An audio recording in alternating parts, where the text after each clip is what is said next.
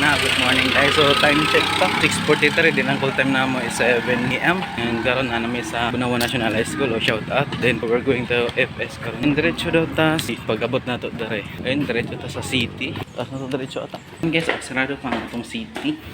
Siya dere sa babaw sa clinic sa Bunawan National High School. And ayun, nag-wait ta sa mga colleagues na bago mga bot. And mag-update ako sa ginabuhat.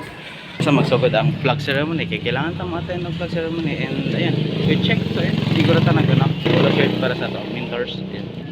We take nato sa 1 kilometer. Kaping? 1 kilometer. Ayun, tama. Magulat na tayo sa mag-start. Flag. Dire, sa Bunawan National School. So ayan.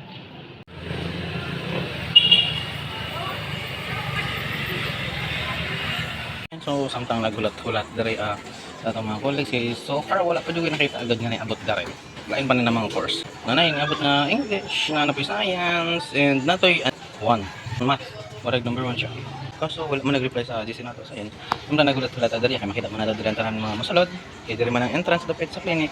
And ayun, magkapisa ta. So, shout out dahil sa Energy. Napaka-sarap. Ayun. May nakita na tayong mat.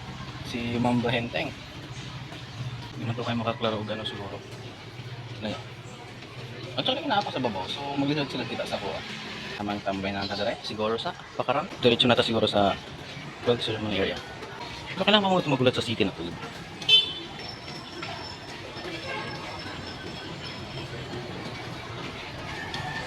Okay. Diretso na ta. Uy.